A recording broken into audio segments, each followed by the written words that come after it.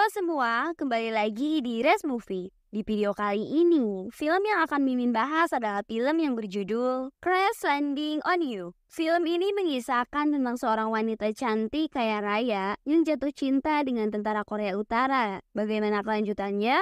Simak terus alur ceritanya sampai selesai ya. Tanpa berlama-lama lagi, langsung saja ke alur cerita filmnya. Cerita ini diawali dengan terbangnya seekor elang di wilayah Korea Utara dan pada akhirnya membawa kita menuju Korea Selatan yang identik dengan banyaknya cahaya dari gedung-gedung tinggi di negara tersebut. Kemudian, terlihat wanita cantik yang merupakan CEO fashion terkenal.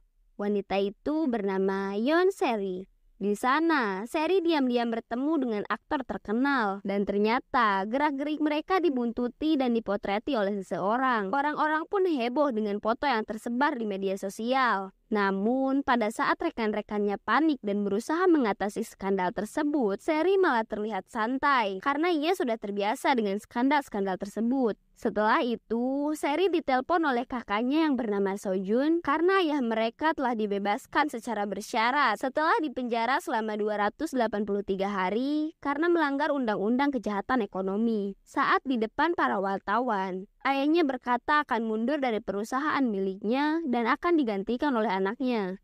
Malam hari pun tiba. Di sana, semua keluarga Seri berkumpul, mulai dari kakak dan adiknya. Ketidakakuran keluarga mereka sangat jelas terlihat di sana, karena di depan ayah mereka pun, mereka saling menjelekan kinerja satu sama lain, tentu saja agar dipilih sebagai pewaris perusahaan. Di tengah keributan mereka, tak disangka Seri juga datang di acara pengumuman tersebut. Seri datang hanya untuk menyapa ayahnya yang baru keluar penjara, kemudian berniat langsung pergi dari sana. Namun ternyata ayahnya menunjuknya sebagai pewaris perusahaan karena ayahnya sudah 10 tahun mengawasinya. Ia sangat kagum karena Seri secara mandiri mendirikan perusahaan miliknya sendiri tanpa bantuan siapapun. Alasan itulah yang membuat ayahnya percaya dengan kemampuan Seri dalam mengelola perusahaan. Seri pun menerima tawaran tersebut sehingga mengusik kedua saudaranya. Keesokan harinya, Seri memutuskan untuk melakukan olahraga para layang karena itu merupakan salah satu gairah hidupnya. Pada saat berada di udara, seketika angin tornado tiba-tiba datang yang menyebabkan Seri lepas kendali.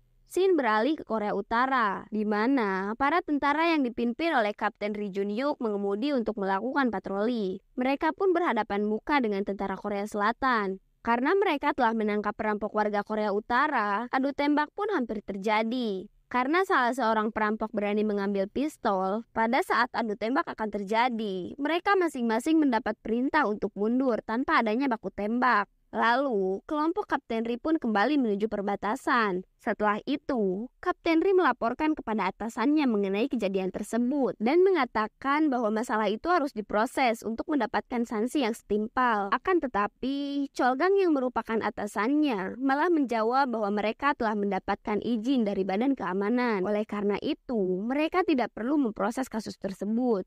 Setelah itu, para anggota Kapten Ri pun berkumpul bersama. Mereka menikmati minuman beralkohol yang sudah lama disimpan dengan ditemani api unggun. Keesokan harinya, Seri terbangun dengan keadaan sedang tergantung di atas pohon. Ia pun mulai mencari bantuan, namun tidak ada seorang pun di sana. Di sisi lain, Kapten Ri yang sedang berpatroli tiba-tiba mendengar jeritan suara perempuan. Lalu ia pun mencoba mencari asal suara tersebut. Dan Kapten Ri pun menemukan Seri. Kapten Ri terus mengarahkan pistolnya ke hadapan Seri yang membuat Seri ketakutan. Lalu Seri pun melepaskan diri dari ikatan parasut dan melompat ke arah Kapten Ri.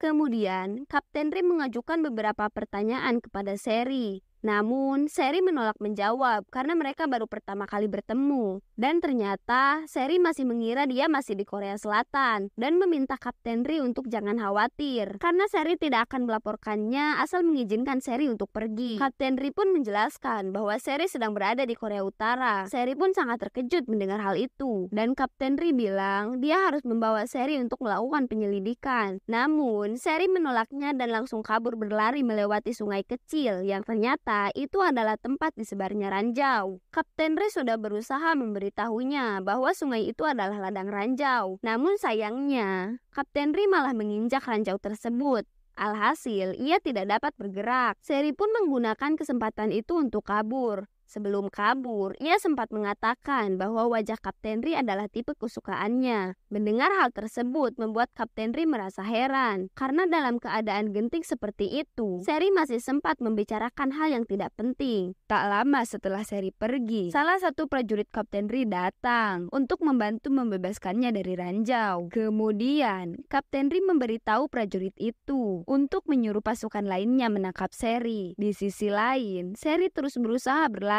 mencari jalan keluar. Kemudian, para prajurit lainnya pun ikut berpencar mencari keberadaan Seri. Salah satu prajurit berhasil menemukan Seri dan mulai mengejarnya dengan terus mengarahkan pistol ke arah Seri. Namun, Seri berlari sangat kencang. Kejar-kejaran itu berhenti pada saat mereka melihat Seri berlari menuju ladang ranjau. Betapa terkejutnya mereka melihat Seri yang benar-benar berhasil melewati ladang ranjau itu. Tak hanya itu, ia juga berhasil melewati pos penjagaan. Dikarenakan prajurit penjaga pos malah asyik menonton drama Korea Selatan. Setelah berhasil keluar dari ladang ranjau, Seri masih saja dikejar oleh para prajurit. Ia pun terpaksa naik ke kawat berduri dan ia pun hampir terkena tembakan. Setelah itu, ia tetap berlari mencari jalan keluar. Namun, ia malah tersandung dan terjatuh. Tetapi, Seri terus bangkit dan berlari walaupun dalam keadaan terluka. Scene beralih ke Korea Selatan. Di sana, ibunya sangat khawatir karena Seri belum juga ditemukan. Namun, kedua saudara dan istri mereka malah merasa sangat senang mendengar kabar tersebut. Scene pun beralih ke Seri. Di sana, kakinya terluka cukup parah. Seri pun mencoba memaksa untuk tetap berlari. Namun, ia tidak bisa. Di sisi lain, Kapten Ri dan para prajuritnya sedang berada di pos penjagaan. Di sana, mereka melihat rekaman Seri yang berhasil melarikan diri. Dan mereka pun saling menyalahkan satu sama lain atas kecerobohan yang mereka lakukan. Scene pun berpindah. Sang Jun yang merupakan aktor Korea Selatan, ia sedang berbicara dengan Pak Oh mengenai persembunyian dirinya dari kakak Seri karena penipuan yang dilakukan dirinya. Dan Pak Oh pun menyarankan tempat yang tidak mudah dijangkau dan tidak ada internet, yaitu Korea Utara. Di sisi lain, para perampok Korea Utara yang sedang berada di kantor investigasi dan Cholgang pun datang dan berbicara dengan ketiga perampok itu. Ternyata Cholgang mengetahui apa yang dilakukan para perampok itu dan dia pun menanyakan di mana tempat mereka menyembunyikan barang curian itu semua. Ia juga meyakinkan para perampok bahwa mereka akan aman dan bebas dari hukuman. Setelah Cholgang diberitahu, ketiga pria itu pun kemudian dibawa pergi dengan truk. Namun, truk yang mereka tumpangi malah dihancurkan dengan truk baja. Sampai-sampai membuat para perampok itu terluka parah. Tak sampai di sana, truk tumpangan para perampok itu didorong keluar dari jalan menuju jurang. Dan kejadian itu ternyata dilihat oleh seorang ibu-ibu yang sedang mencari tumpangan.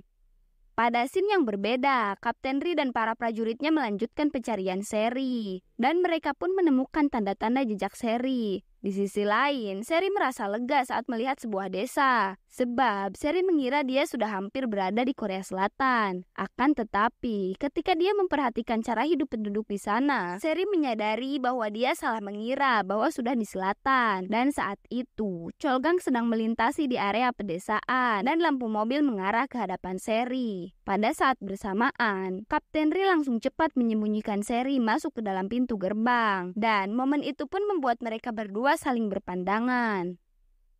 Di saat mereka sedang dalam posisi saling berpandangan, Seri mulai mencoba menggoda Kapten Ri dengan harapan Kapten Ri akan luluh. Namun, di dalam hati Kapten Ri malah berpikir bahwa ia harus menyingkirkannya atau membunuhnya. Keesokan harinya, Kapten Ri memasak makanan untuk sarapan Seri. Ketika sarapan, Kapten Ri masih mencurigai Seri. Apakah benar atau tidak bahwa Seri adalah mata-mata berbahaya karena ia bisa selamat dan sampai di desa. Mereka pun berdebat. Tak hanya itu, Seri juga masih terus berusaha meminta bantuan Kapten Ri untuk dapat menolongnya kembali ke Korea Selatan. Tak lama kemudian, salah satu prajuritnya yang bernama Pio tiba di rumah Kapten Ri. Dan betapa terkejutnya ia saat melihat Seri juga ada di sana. Mereka berdua pun mulai berdebat dan Pio sangat terkejut karena Seri mengetahui semua kecerobohan yang mereka lakukan. Sampai-sampai Seri bisa meloloskan diri. Tak lama kemudian, para prajurit lainnya pun datang ke rumah Kapten Ri dan mereka pun terkejut saat melihat Sherry yang berada di sana. Akhirnya, mereka pun berkumpul di rumah Kapten Ri dan membicarakan bagaimana Sherry dapat kembali ke Korea Selatan. Mereka mau membantu Sherry agar tidak membongkar kecerobohan yang mereka semua lakukan. Akhirnya, Kapten Ri memberi Sherry dua pilihan. Pilihan pertama, ia akan membawa Sherry ke badan keamanan, dan pilihan kedua, Sherry harus mendengarkan perintah Kapten Ri dan para prajuritnya. Keesokan harinya, di garis pantai para wanita di desa menyiapkan kubis dan juga mendiskusikan Kapten Ri yang sudah kembali. Mereka selalu menantikan kembalinya Kapten Ri dari pos penjagaan dan mereka juga selalu menyiapkan makanan di rumah Kapten Ri.